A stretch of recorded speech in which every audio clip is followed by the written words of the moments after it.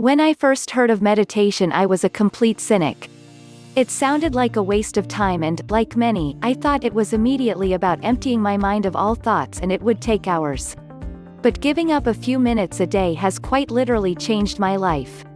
Meditation Labs has a free audiobook with a 28-day program for you to see for yourself if meditation isn't already a big part of your life. https://meditatin.co/free-audiobook/. I do not teach any special form of meditation because meditation is an inner state. All the forms and techniques people talk about are methods of induction, or a way of getting into a meditation state by relaxing the mind. Meditation is the state you reach inside and not what you do to get there. One of the methods of reaching a meditative state is breathing when you close your eyes gently and focus on your natural breath. This quickly gets the mind to go beyond constant thinking as it brings attention away from mind and into breath. For most people, this can help in automatically reaching the third eye as their breath becomes more relaxed as they breathe in and breathe out from their nose, and their focus normally shifts to the third eye most naturally. For other people, Raj Yoga or focusing on a flame of a candle or a single dot with open eyes and then closing your eyes to see its reverse impression inside you can activate the third eye. Other people like to focus on various chakras while meditating. As they close their eyes and look within, they raise their attention gradually from root to crown through each chakra to feel their Kundalini energy shift upwards towards crown center. This has been my preferred methods of raising consciousness higher. You can learn more in this free book. Meditation practice as in Bhagavad Gita chapter 8 verse 12-13. Please read carefully. Close the gates of the senses and control the mind by heart, and set the pran in the head.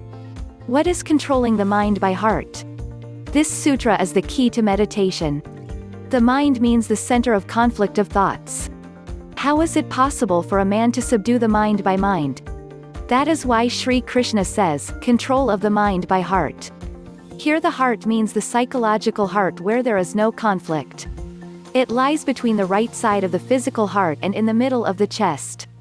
In the language of Kundalini Yoga, this psychological heart spot is called Anahata Chakra. What does man have that where there is no conflict? That is the pure intellect of man.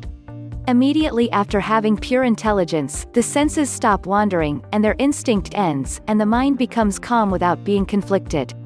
Chakras below the Anahata Chakra described in Kundalini Yoga have impaired and worldly intelligence. The Anahata Chakra and above it, the intelligence is pure, and the chakras below the heart side are the control of the mind, where the intelligence is mixed and disturbed, and there is always conflict. This explanation means that the seeker is required to tune the conflicted mind where there is only struggle by the pure intellect.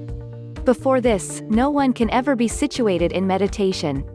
The mind, controlled by pure intelligence, automatically calms down. Now Krishna says, establish the pran, that is, the life force, in the head. As soon as the mind caught by pure intellect becomes calm without the struggle. At that time, a tremendous power arises which we know as Kundalini Shakti. Hold this power in the head. A yogi accomplished yoga. When this Kundalini Shakti reaches the head, then the seeker is enlightened with the truth and the experiences that the ultimate power. When that yogi realizes the truth, then he comes to know that I am the Brahman, I am the only one, and he experiences this truth forever throughout his life. Such yogi renounces his body in the awareness as he wishes and always feels that supreme state. First, this is necessary to know what is intelligence. People consider the mind as intelligence. The mind is made up of three powers: ignorance, projecting force, and intelligence. Ignorance and deflection or projecting force in the mind take away the intellect. In simple language, the mind is that which either thinks past or thinks ahead. It always thinks. The intellect is always confused here. Wisdom is one who can see the past, sees the present, and sees the future at a higher level.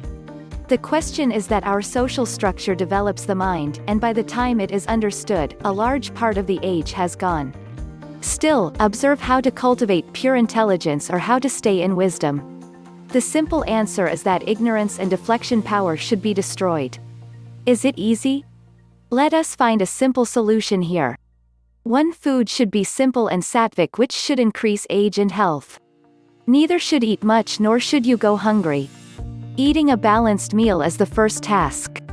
Bathing and cleaning of the body every day, regular walking and exercise, or yoga and pranayama should be done. 2. Every day should do good self-study, listen to bhajan, and do bhajan. 3. One should not speak without cause, do not make any attempt without reason, do not act without reason. Condemnation of another, refrain from backbite. Do not fidget, do not be hypocritical. 4. Respect all human beings, be it poor, rich, small, or big. Love and respect from animals, birds, and the flora of the world. Respect should also be given towards the root nature. 5. Have compassion towards all beings in the heart. 6. Having the nature of a scientist who discovers new things. 6. Position yourself between eyebrows, in the forehead minimum of 20 minutes, this destroys the deflection power of the mind. These remedies are so simple that any human being can do it. Only then the pure intellect develops, and the mind becomes calm and stable. Please know that chakras are the psychological state of the human mind.